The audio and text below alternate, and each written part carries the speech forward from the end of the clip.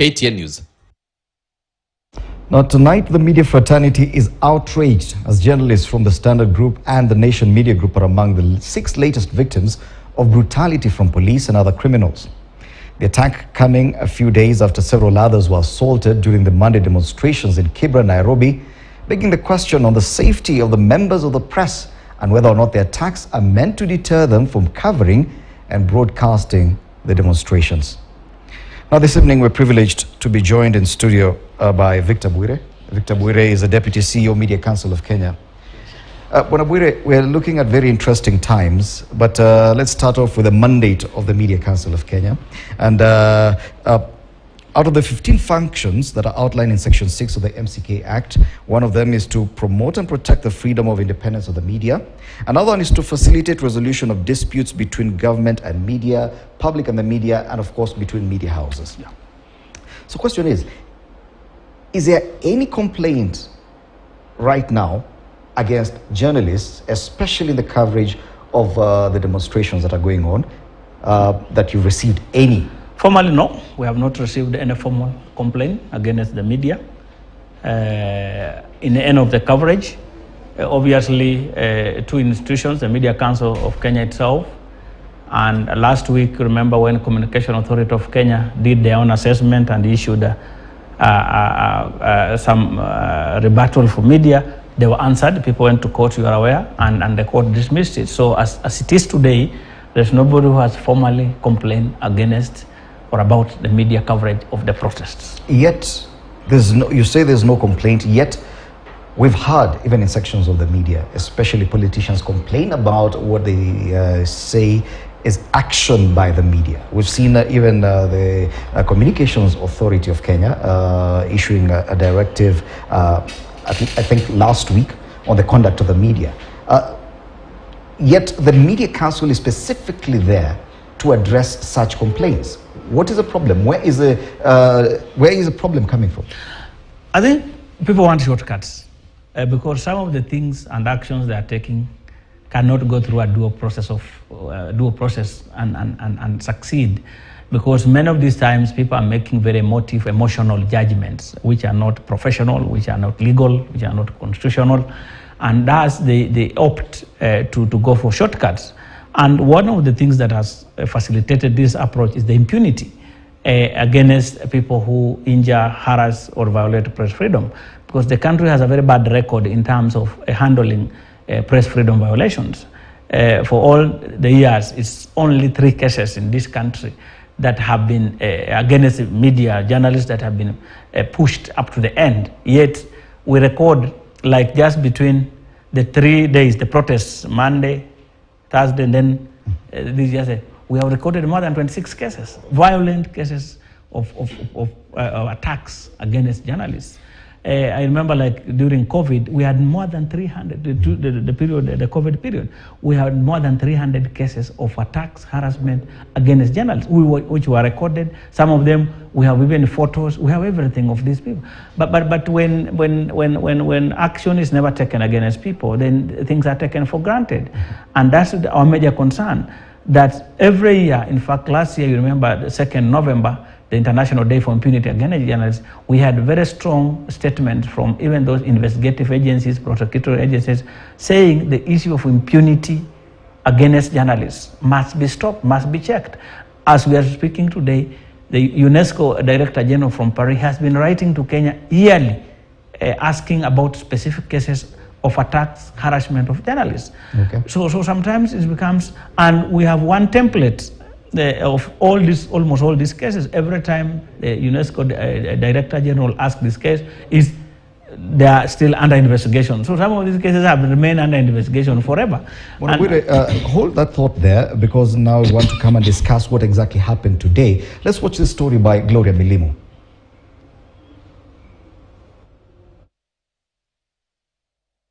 And running battle characterizes the weekly Azimio la Umoja demonstrations. Police engaging protesters in running battles in futile, but sometimes they succeed to disperse them from gatherings declared unlawful.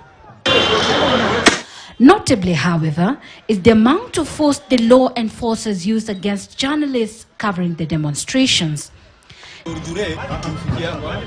Timon Abuna, a camera operator at Standard Group, and his counterpart from the Nation Media Group, Isinta, sustained head and face injuries after being hit by a tear gas canister that was allegedly shot straight at them while covering the Thursday demonstrations.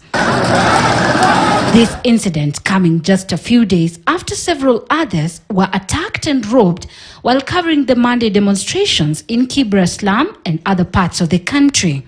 Azimio leaders led by Raila Odinga and the Secretary General for the Kenya Union of Journalists, Eric Oduor, have condemned the attacks, calling on police to allow the fourth estate to discharge its mandate in a conducive environment without fear or intimidation. That in the whole of these skirmishes, the media is being targeted seriously for attack. The other day and even today, several journalists have been injured, very seriously injured today by tear gas canisters which have been thrown left, right, and center. We also had information. There is vicious attack on the media. Water cannons on cameras. I haven't seen anything like that. Tear gas directly at the media vehicles. And today, injuries with the media. So the media has become a target. The Media Council of Kenya, through its CEO David Omoyo, has also condemned the attacks, saying they undermine press freedom, limit public's access to information, while at the same time violating human rights. The Editors Guild, through a statement from its president, Churchill Otieno, said, and I quote, "We demand the criminals who targeted journalists during the demonstrations be brought to book. The frequency of attacks on journalists, especially by those expected to enforce the law, is seriously concerning." End of quote. The attacks have seen different media houses invest in protective gear for its journalists as they strive to navigate the hostile environment to inform the public. However, as long as the rogue officers are emboldened and no action taken against those who violate the rights guaranteed by the Constitution, the messenger will continue to suffer. But at what cost? Press freedom must be respected as an imperative right, as impartiality and professional ethics is what drives media coverage, especially when covering such events. Gloria Milimu, KTN News. Now tonight, my colleague Timon Abuna, a cameraman here at KTN, is in hospital nursing serious injuries that he sustained while covering today's demonstrations. He was simply performing his duty as a journalist. Now, Bwana, because this has become commonplace, we keep on reporting about journalists being injured, being harassed, being robbed, being direct targets of police brutality. Why do you think we are targets? One is that I can tell you in the moment that it's people who are misdirecting their anger to people who are completely innocent and uninvolved. The current issue happening in the country is purely a political difference. It's not a war between the media and security agencies. Why we are taking over a war that is not ours, you can't tell. Why the police are making the political difference currently to be their war against the media, it becomes something that you can't define. There are those who argue that probably there's an attempt to try and muzzle the media to ensure that probably what we are showing currently, and as far as the demonstrations are concerned, that we stop and seize that kind of activity. Do you think that is probably the intention? That's intention, but very misplaced. The media scene has changed great time that you can never use. Even when Kenya went to Somalia, the KDF in Somalia, they tried that. You cannot kill the media because every time, currently, we have nearly 22 million Kenyans on Android phones. I mean, we have nearly 18 million Kenyans on Facebook. We have nearly 12 million Kenyans, on WhatsApp, 18, 12 on Facebook and YouTube. So how do you, the fact that you have beaten Tom, how would that, limit the information coverage, flowing out? We have nearly 234 radio stations that Kenyans are exposed to. We have international media in this country. So that if you are targeting KTN, Citizen, NTV, KBC, and thinking that you will kill the story, you can never kill a story in the period we are in. And that's why I was also mentioning that sometimes we are fighting a war that is not ours. The difference is between purely political players. Why is the police making it appear like they are the most aggrieved, you know, that they must kill and injure everybody?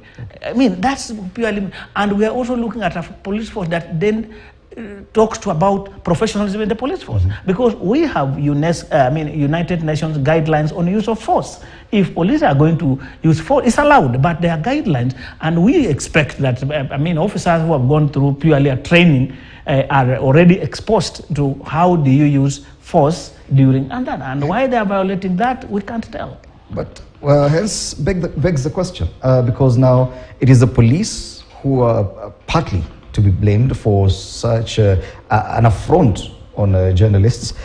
So where do the journalists turn to? Because now we've seen your CEO write a press statement condemning the actions by the police. But beyond condemning these actions, what other action can be taken to ensure that journalists tomorrow will wake up and still be able to serve Kenyans? Where do we turn to when police are also accused? The same police that we're supposed to report this kind of criminality to are the same ones that we are accusing them of perpetrating the same.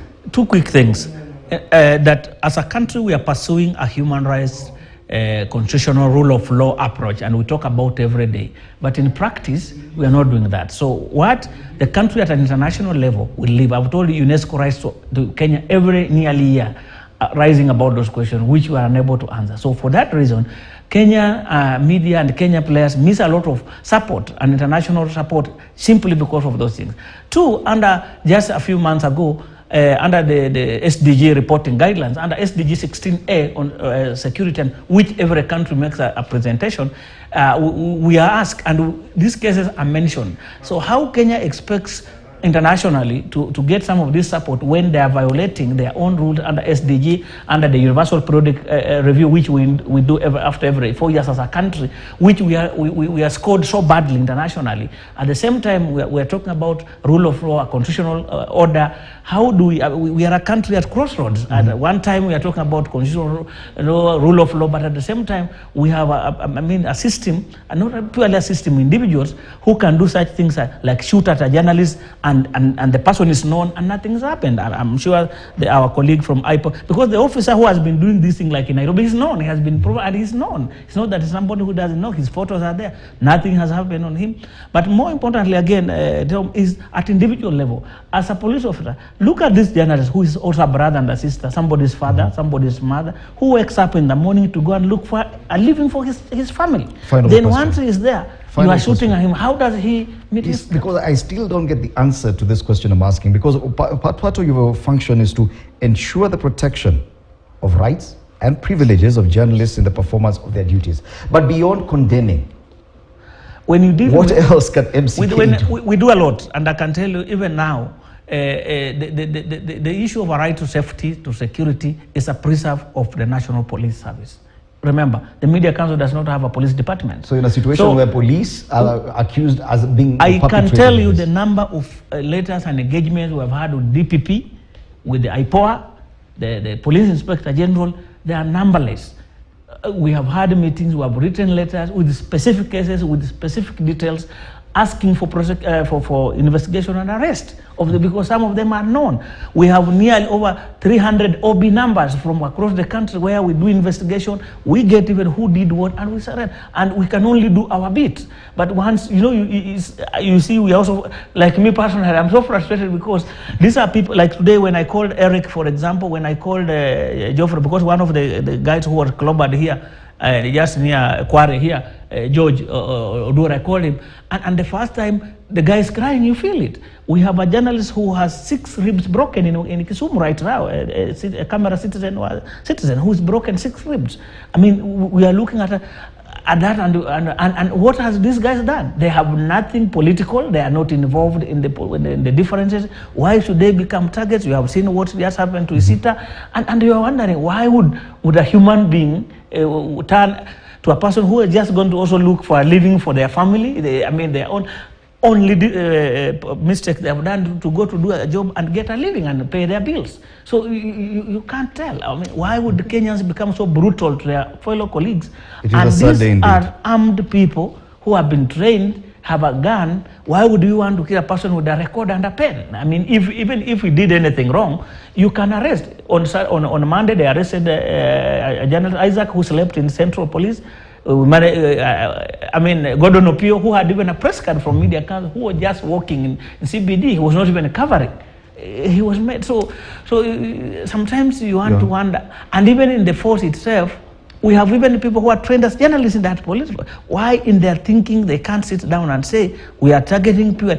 It's the worst history in this country for what has happened in the last 3 days. The attacks again is the worst. Even under the colonial period, it never happened like this. Thank you so much, Bonabure. It is the worst. Yes. In 3 days, we have recorded 25 cases of brutal attack. And Victor Bure, Deputy CEO, Media Council of Kenya. It is a sad day indeed. Tonight, a colleague of mine, Timon Abuna, a cameraman here at KTN, is nursing serious injuries in hospital simply because he was doing his job. And we have to take this opportunity to condemn the kind of violence being meted upon journalists as they continue in their line of duty. Thank you so much, Bonabure, Deputy CEO, Media Council of Kenya. KTN News takes a break.